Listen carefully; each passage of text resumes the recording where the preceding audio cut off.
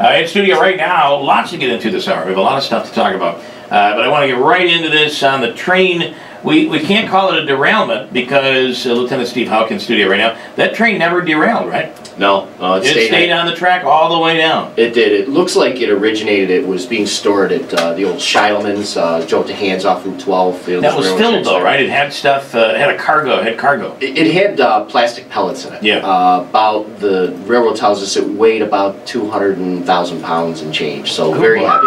Wow. Wow. And I guess I didn't realize it that it's downhill from there all the way down to Union Station. I didn't realize that either. You wouldn't think it would be, but I guess if you got 200,000 pounds behind you, yeah, it doesn't take much to get it rolling. So by the time that thing got rolling, did anybody witness it to see how fast it was going? Well, that's something we're working on today, but what we believe happened, sort of the chain of events, is it starts rolling, obviously, from there, and it sort of makes its way through West Utica, it looks like, and then we started getting calls on the train itself when it hit Schuyler Street. Is this the train that comes straight down the street? It is. Oh my God. It is, right by the brewery. Wow. And made its way all the way down through. You wonder what speed this was going at when it was coming down, when it was that Schuyler Street? Right, it goes right down Schuyler Street, and a lot of people, you may or may not know, but Sickenburger Lane, which is the old tower there, the old railroad tower, yes. right behind Dunkin' Donuts. Yep. It ran down across there and it hit a car. And then it continued. Staying on track. Stayed right on the track, and that's when it comes down through and goes down through the marsh and backtracks now and starts so it's going going to cross over Risky Boulevard at that Cross point. Risky Boulevard, and that's when it hit a car. Wow. And then it continued down through until it hit the Union Station. So if it didn't derail, how did it hit the building? Well, it was right on the tracks. Well, oddly enough, there's this is a really unique part of the story about how the track goes right up to where that old train was sitting. Absolutely, and a little bit unique, and maybe the county executive can explain it a little bit better, but there's track 1 and a track 2. So one is typically used for transport to Amtrak, and one's used for freight. So both of those obviously were in service, but as you come down through, that old display engine that was there with the car, that's on a kind of a runoff track. So it's actually on the track, but it merges into the main tracks. So it's just like a runoff.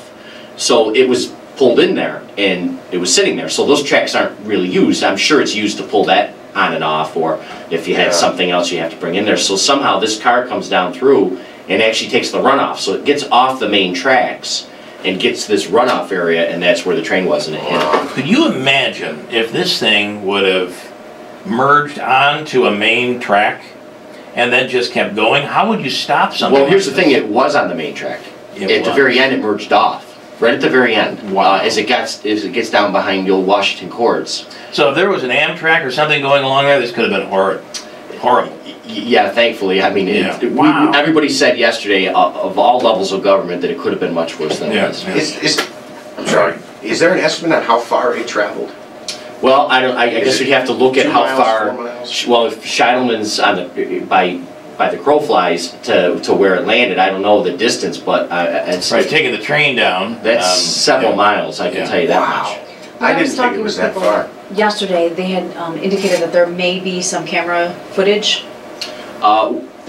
It's possible. That'd be awesome. There are cameras down at Union Station, so it's a question of it's not our system, so I can't say if they pan or what they look at. So I'm assuming they look at the tracks. So it just depends on what kind of angle. We may have video of the end of it, so to speak. But I can tell you. I wonder if anybody shot any video as this thing was coming down Schuyler Street.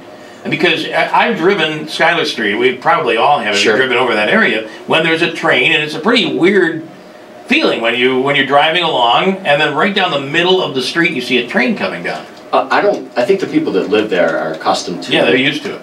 Are accustomed to trains coming to. I don't know that they're accustomed to the ghost train with no engine attached to it rolling down the street. And it had to be silent.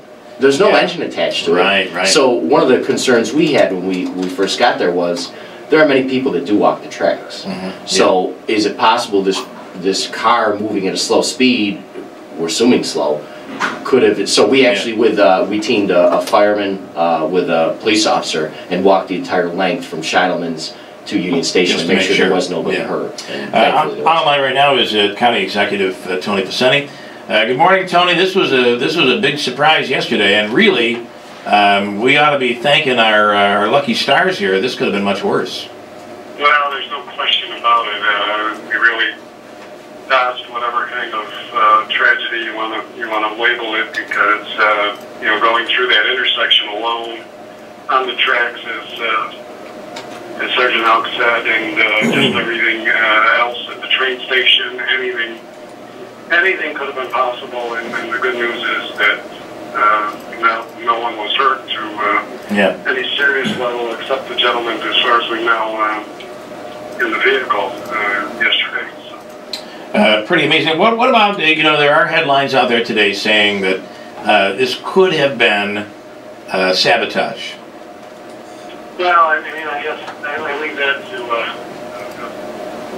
the skill of the Utica police as they investigate this. And in talking to railway personnel last night that they're experienced in these cars and how they operate and how they sit and move and what have you, they were pretty clear that somebody had to move a lever, because that car's it's been sitting there for about I think they said about a week, but it didn't seem to cause the brake line to rupture, and it looked like a lever was pulled. So as of okay.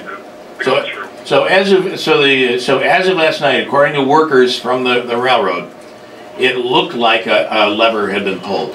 It did. Wow. It according to them. Right. Yeah. Does that, Lieutenant Hauck, that, I mean, that's pretty... I'm sorry, I called the sergeant. I apologize. I've been called a lot worse, that's okay. But that's an interesting little point here. It is, and I think that's, you know, first and foremost, last night, our job there is to obviously keep everybody safe. Yeah. Try to do our best, the initial investigation, kind of collect all the facts as it existed. And now the real investigation will start today, and I'm sure that once the professionals get their hands on the equipment, they'll be able to see if it's functioning properly. They'll be able to give us a definitive answer. Now, we had a guy on this morning that talked about the fact that, you know, these trains, you really kind of would have to know what you're doing. A kid just, it's not like there's a lever and you release the emergency brake. You would kind of have to know what you're doing. Did they hint to any of that yesterday, Tony? Well, I think what they, you know, these cars, you know, that sit there, I mean, obviously there's wheels and levers and different things on it, and who knows? Yeah.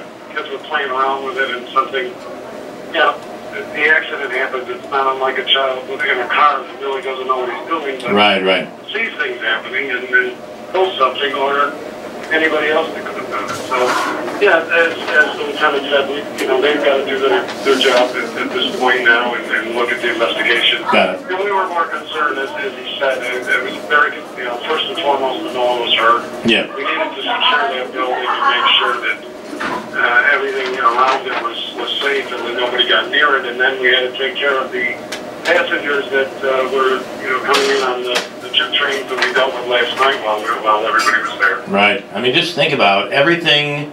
Had they aligned differently, what really could have come out of this? This could have been just horrible. Andy wants to pipe in here. Andy, go ahead. You're on with the county executive and Lieutenant Steve Hauck. You there, Andy? Yes, no, maybe? All right, he's not there. All right, so we're just going to kind of sit around and wait. You'll continue your investigation, and it'll be interesting to see what comes out of all of this.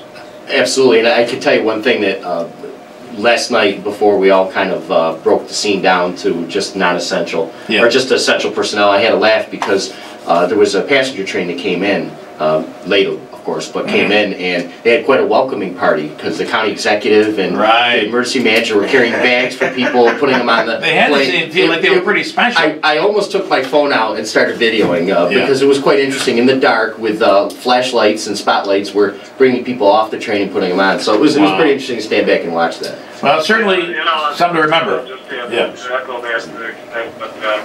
Yeah, that was kind of interesting. I don't think they had any idea who we were or what that was. But the other point was, you know, again, the circumstances that presented itself.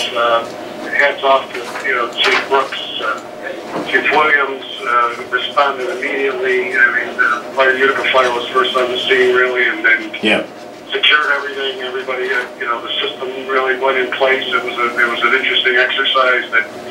Everything worked the way it was supposed to, and you know, the good thing was without injuries. But So we've got our work cut out for us now. We've got to find out for sure that our role on the Right. is finding out what the engineer says about the building and where we go from here. A lot of damage, it looks like, on that part of the building. So, all right.